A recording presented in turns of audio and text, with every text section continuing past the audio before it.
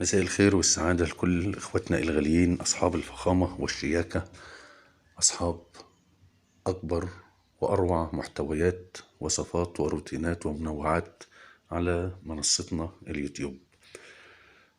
طبعا وبكده نكون انتهينا من أكبر حملة دعم في فيديوهات الصداقة والذكريات مع ملك الفيديوهات، وده هيبقى آخر فيديو مؤقتا في الفترة دي. تحياتي وتقديري للكل، ونتمنى أن يكون قدرت أن أنا أسعد الجميع بهذه الفيديوهات اللي ممكن الناس تفكر أن هي ليس لها قيمة، لكن القيمة في عمايلها يعني وتقدير للناس، وطبعا منها تسلية ومنها دعم لكل إخواتنا الغاليين. تحياتي وتقديري لكم جميعا.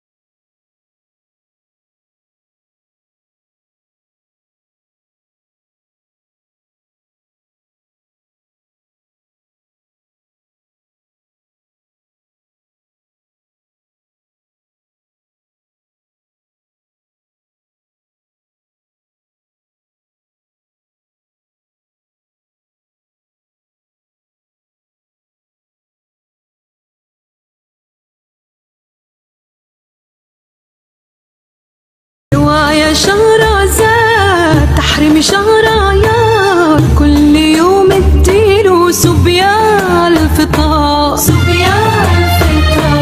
ولو السكر جاله زي ما جهلي خاله، خليه يفطر دايما مسلوق او خضار، يتسحر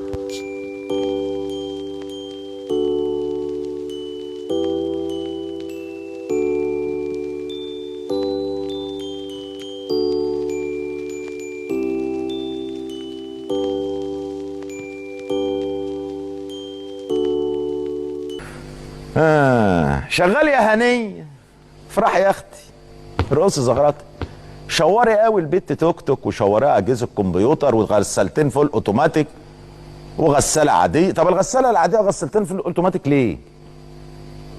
ده لغايه النهارده الكلام ده في ظل الغلو والاسعار اللي مولعه نهار دي. لا ولا الصباحيه يا اخوي. الناس كانت الاول عندنا بتدعي بعضها للكحك وبتاع، ويقعدوا ويخبزوا ويعملوا. دلوقتي ما عادش الكلام ده عندنا في البلد، وفي بلاد كتير زي بلدنا. الو، تليفون محمود، الو، محل الحلواني فلاني، لو سمحت انا عايز 40 كيلو كحك. دلوقتي بيطلبوا الحلواني عشان يعمل الصباحيه. ويعني الناس اللي مكسوفه شويه بتبعت تجيب طباخ حلويات يعمل لهم الصباحيه. ويعني الناس اللي مكسوفه شويه بتبعت تجيب طباخ حلويات يعمل لهم الصباحيه. والستات بتعمل ايه معرفش، اقسم بالله ما اعرف.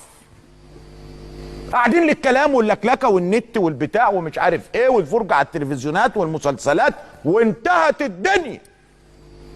ما تقومي تربي لك فرختين، ولا تربي لك بطتين، ولا معزتين، ولا خروفين. ده اسمه الانتاج.